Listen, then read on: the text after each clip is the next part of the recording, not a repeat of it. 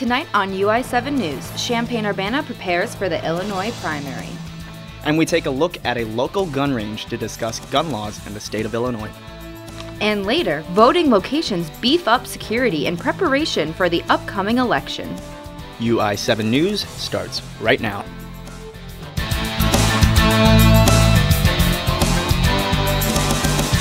From the Richmond Journalism Teaching Studio at the University of Illinois campus, UI7 News, your U of I news source.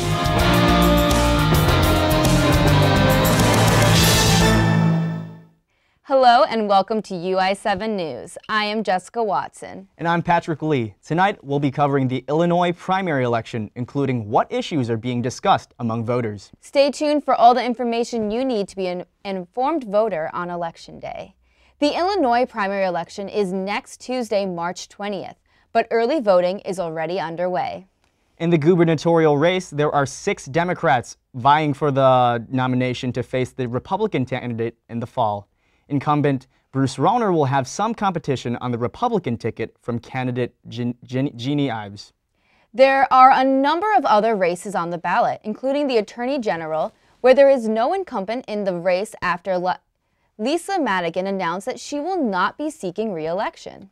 With the early voting underway, Illinois is taking measures to avoid a repeat of 2016. Ryan Wilson hears from both voters and local officials on their trust in voter safety. At about this time last year, Russia was heading a large-scale meddling of the United States election. Illinois was one of the many states specifically targeted by the attack. State and federal officials are now cracking down on the efforts to protect their voters. For Illinois, that means staying in constant communication with security measures. There have been tons of significant procedural changes. For example, we're on a regular conference call / chat room now with the FBI, Department of Homeland Security, and the Illinois State Police. This means the officials are scanning the computer systems daily to find potential weaknesses. The state of Illinois has also passed legislation to protect against voter fraud and cyber hacks. And as officials and the Illinois State Board of Elections feel pressure to keep the ballots safe, some voters are having different thoughts.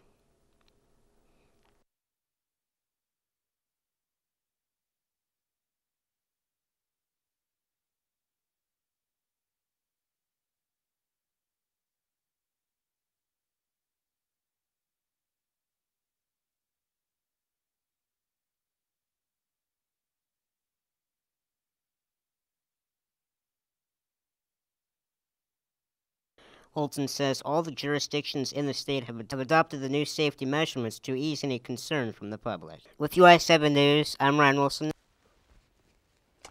Special counsel member Robert Mueller subpoenaed the Trump Organization for business documents Thursday. The New York Times first reported the development and said documents pertaining to Russia were included in the subpoena. The reports mark the first publicly known time that Mueller has demanded documents related to President Trump's businesses. Voting for state legislators is determined by the congressional district where you are registered in, but that district can change every 10 years.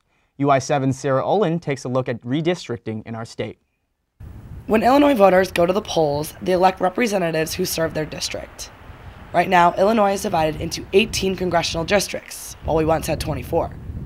The district map gets drawn every 10 years based on information from the U.S. Census. University of Illinois political science professor Brian Gaines says how the districts get redrawn has been a cause for concern. And one of the complaints about the way the maps have been drawn is that the politicians get to choose their voters instead of the other way around. Here in Champaign, we lie right on the cusp of the 13th congressional district, which stretches all the way from here in the east to Edwardsville, a suburb of St. Louis, in the west. Many believe Champaign-Urbana has been added to this district to sway the vote. Champaign County Clerk Gordy Holton says this has motive. So the 13th district actually includes all of Champaign-Urbana, including campus. Yeah. And then grabs a bunch of other territory. It was gerrymandered to elect a Democrat. I don't think I'm going way out of line here to say that. The Democrats drew that district to elect a Democrat. It has elected a Republican since 2012. There have been efforts to give citizens more power to decide how maps are drawn. But so far, the efforts to get a proposal on the ballot have failed. Champaign's Mayor Deborah Finan is one of those who voted to petition for what she calls fair maps. I wish that the Supreme Court hadn't struck it all down in Illinois, but it seems to me that making sure that our maps are fair and that we have a level playing field is the way to go. We now have the technology available to us that there's not really any excuse anymore. Illinois could redistrict in the next census in 2020, but it could take several years to become official. In Champaign, I'm Sarah Olin, UI7 News. We wanted to know what the students on campus felt were the most important issues in this election, and which issues might influence their vote not only next week, but in the November general election as well. Here is what they had to say. Kind of like, environmental sustainability type measure would be great to see. I just would really encourage people to vote, especially on U of I's campus. There's been a lot of people that we have had really small turnouts in the past for students voting specifically, and I think it's really important for people to exercise their right to vote, and it's really easy to do, so I feel like everybody should. The big issues for me are accomplishing tuition-free public higher education and also getting big money out of politics. I think that's a huge issue. It's at the center of a lot of big problems we have in the state. I think gun control is a big one. I think we're seeing more and more it's becoming a little bit of an issue, and people have really strong stances either way. I think some regulations need to happen though. Gun control I think is really important, especially with everything happening right now. Legalization of marijuana in terms of the violence in Mexico. I know it's much more of like a national issue, but I think on the state level, if we legalize recreational marijuana, that could actually contribute. It could help a lot of issues that we're experiencing. We will have more of some of these issues coming up later in our newscast. But for now, we're going to take a quick look at the weather. It's finally starting to look like it's going to warm up as spring break is set to begin. The temperature is currently 54 degrees and the sun is still shining thanks to daylight savings. The sun will be setting around 7 p.m. tonight, and there might be some snow within the next few days. So stay tuned for some more from Kelly Rice about this week's full weather forecast. And as promised, after the break, we will delve even deeper into some issues that voters are thinking about as they cast their ballots, which will include a look at Illinois gun laws as well as the community reaction to them. And later, what do international students think of our political system? We will examine that question. Listen, I realized perfect, but it all really started to change because you judge me for having a problem. No one is going to know that I need help. I need help. I know that no one is going to judge me for having a problem. I realize that I'm not perfect, but it all really started to change because you listen.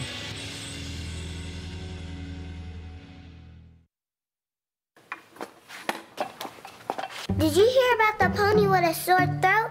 He was a little horse. Can I tell you a cat joke? Just kidding. Why couldn't the Why was the basketball court all wet? Why? Because the players kept dribbling all over it. Where do cats go on vacation? New York.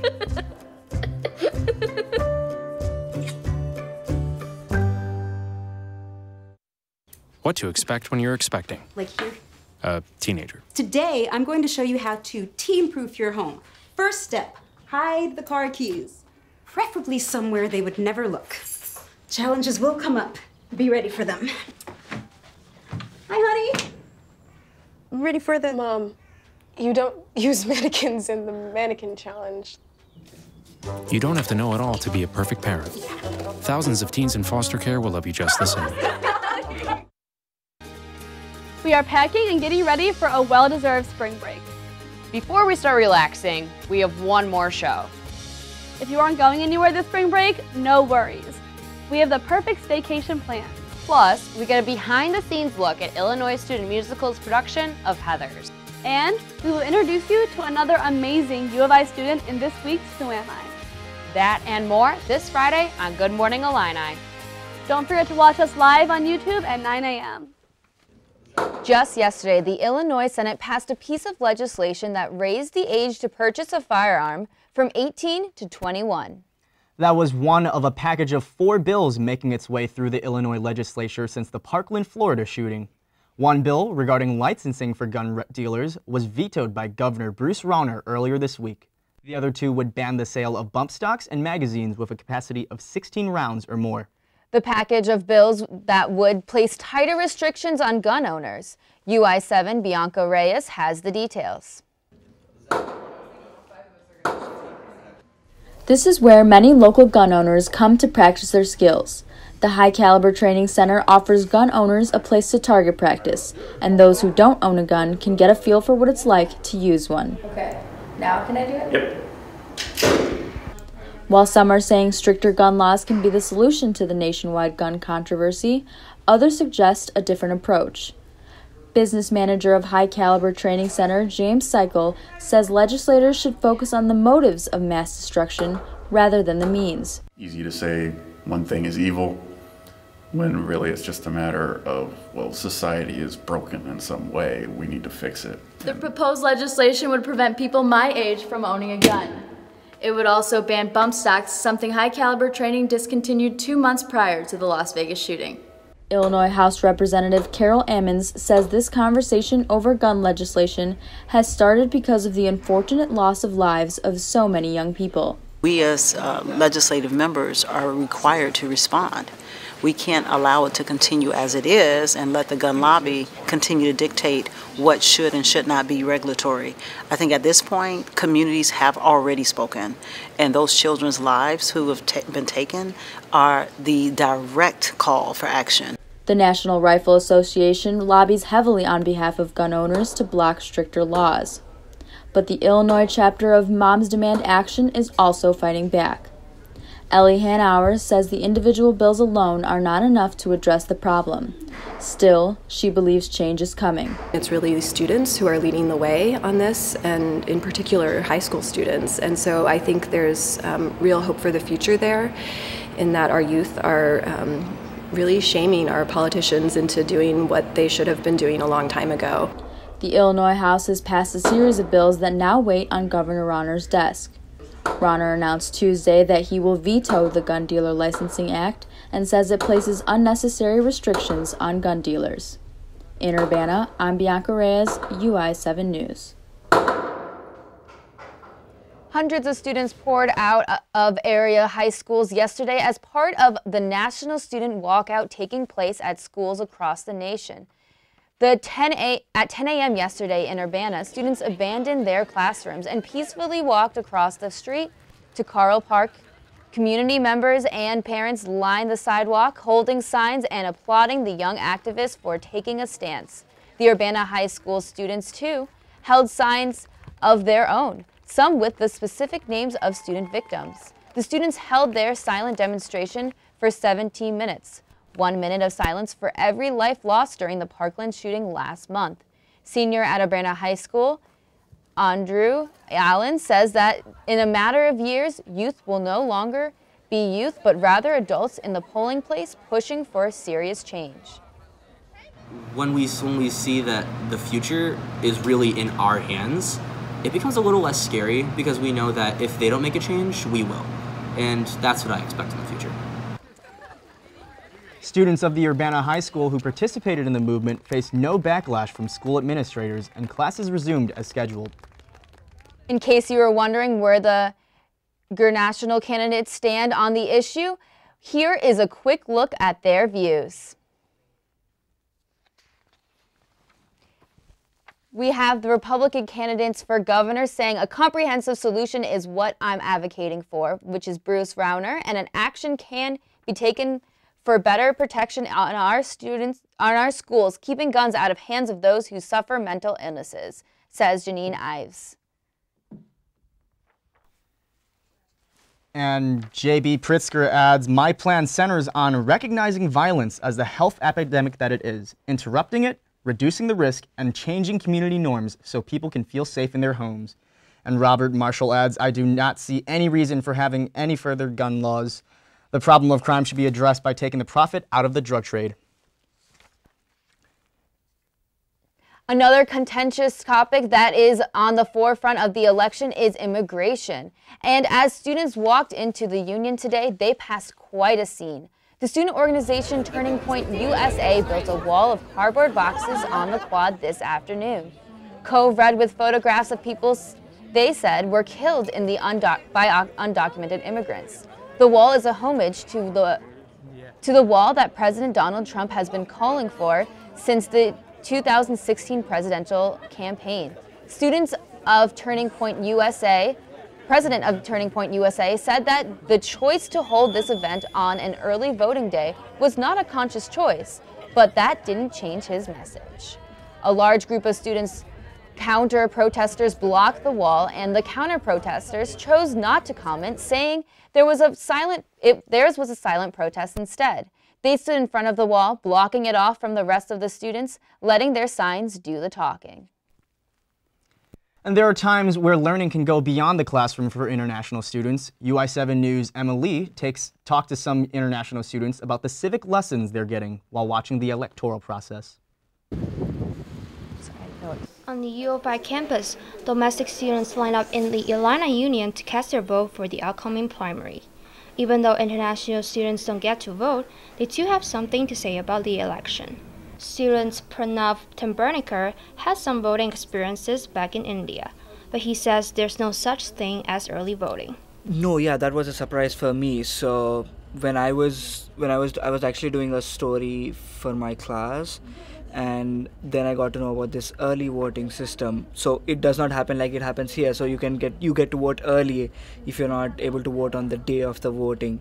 So it doesn't work like that. So there's like one particular day when you vote, and that's a national or a state holiday. Vaskar Dahal from Nepal says he hopes to see improvement in the healthcare system through the election. I believe that healthcare should be a birthright. It's not something like they can pay and then purchase.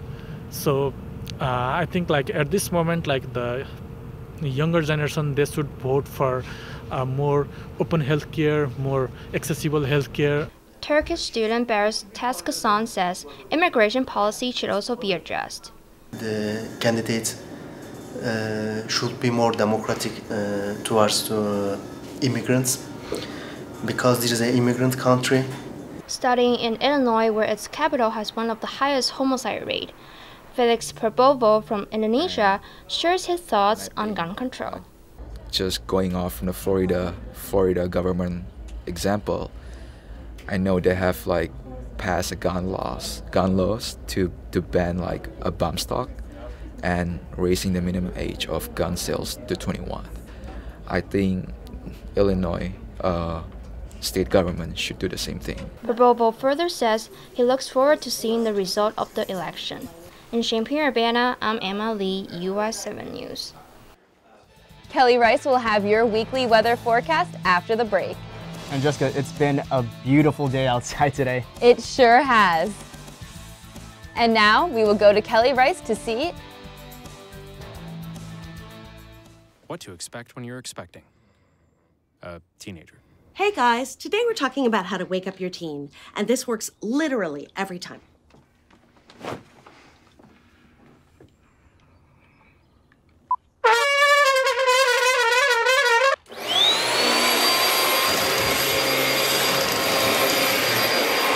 Give kisses. Give kisses. Look. Give kisses. Give kisses.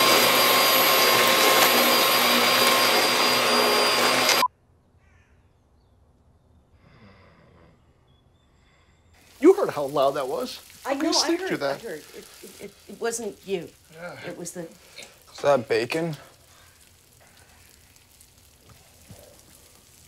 You don't have to know it all to be a perfect parent. Thousands of teens in foster care will love you just the same. Bacon. Families come in all sizes and shapes. Sometimes your friends are your family by choice, or sometimes you're just stuck with Uncle Charles. But what we know is that you want to protect the people that are close to you, but the flu can unravel everything. Your flu vaccine protects you and your family. No matter what draws your family together, protect yourself, protect your family. Everyone needs a flu vaccine.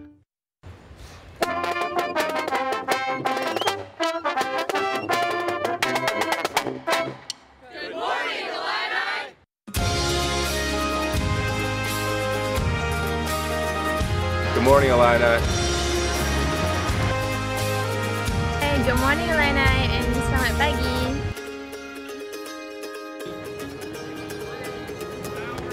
Good morning, Illini. Well, Jess, it's 5:50 right now, and the sun is out, and it's warm. What's with the weather? Oh yeah, it sure has been a beautiful day so far.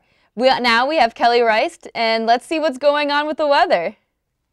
Good evening, Champaign-Urbana. The campus is clearing out as people are heading home for spring break, but I'm still here with your weather, so let's get started. All right, so it's currently about 53 in Champaign-Urbana, kind of the same for all of the local temperatures, all ranging in the 50s, with the warmest being 59 all the way down here in Springfield, and also 55 in Mattoon and 50 in Danville. Looking at our Midwest temperatures, it's a little bit colder at 41 up in Chicago, a little bit warmer as we go towards the south, 71 in Kansas City, 68 in St. Louis, and 65 in Paducah. And for your national temperatures for anyone traveling this week, so it looks like we have a high of 64 in LA, 66 in Phoenix, 72 in Dallas, and 71 in Miami. You'll catch me there tomorrow. A little bit colder in the East Coast, 35 in Cleveland and 43 in New York. Going to tonight's forecast, it's going to be a low of 26, partly cloudy with some northeast winds at 11 miles per hour. For tomorrow, it's going to be a high of 44, again partly cloudy with some east winds at 15 miles per hour. And for your 5-day forecast, again tomorrow a high of 44 with just a few clouds. Saturday, you will see a little bit of rain with a high of 46. Sunday, a high of 54, and Monday, a high of 51, both partly cloudy.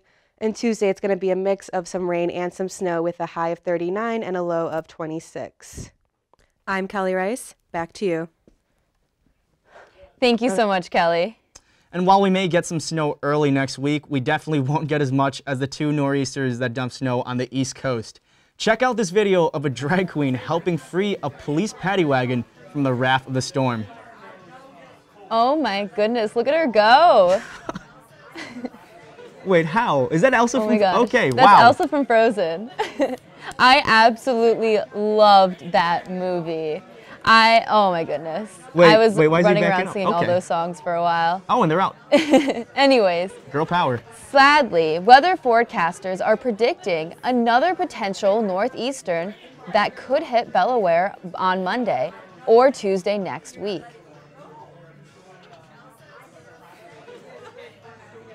Coming up after the break, I will talk about a couple national tournaments going on today, as well as I will talk about the Atlanta player leaving. All that and more after the break.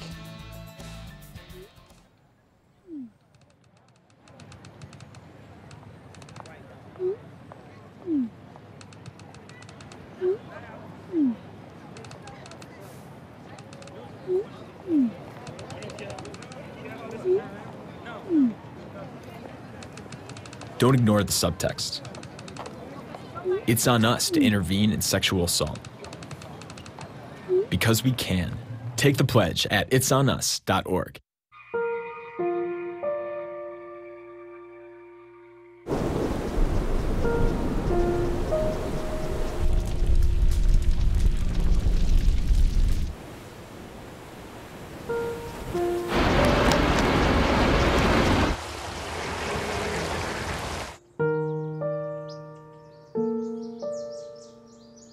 Don't wait.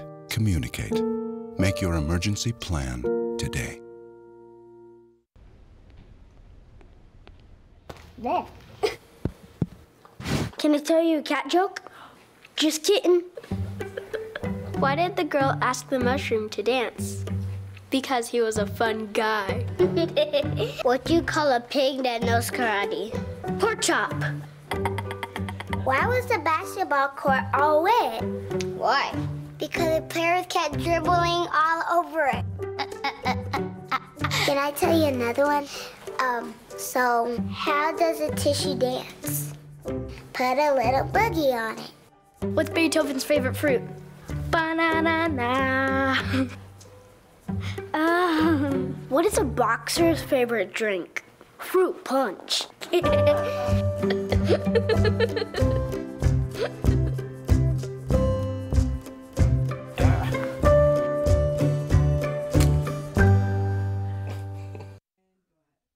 With the Illini men's basketball season over, some are deciding what is next for their career. Today, redshirt junior forward LeRon Black announced he is going pro in Europe. On the topic of professional sports today, we lost a living legend. Hall of Famer Augie Garrido passed away today at the age of 79. He was the winningest college baseball coach in history. He coached our team here from 1988 to 1990. There are still some basketball teams on campus that are not done with their seasons, though. The men's and women's wheelchair basketball teams are currently at Nationals in Marshall, Minnesota. The men played this morning against the University of Texas at Arlington.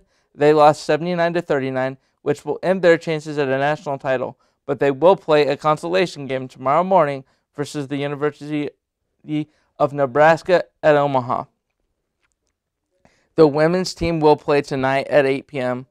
Also, the season-ending awards for wheelchair basketball were announced yesterday. The two seniors on the men's team were honored in those. Spencer Heslop was named the winner of the Sportsmanship Award, while Michael Mitchell was named an Academic All-American. Also going on this weekend is Nationals for Wrestling. Isaiah Martinez of the Illini is currently going for his third straight national title. He won his first match this morning against Zachary Carson by a tech fault. He will wrestle again this evening against Jonathan Chavez. Also this weekend, the number 24 Illini baseball team will try for another winning streak as they travel to Southern Illinois for a series. The 6th-ranked Illini women's tennis team will travel to Hawaii for a match over spring break. Also going on this weekend is more Winter Paralympic action. Frequent trainee here at the University of Illinois, Oksana Masters has captured a medal of every color in these Winter Games. She captured her first ever gold medal in the 1.1 kilometer sprint sitting. She did this despite a pretty severely injured right elbow. Also in the Paralympics this weekend, the United States will go for gold in sled hockey versus Canada on Sunday.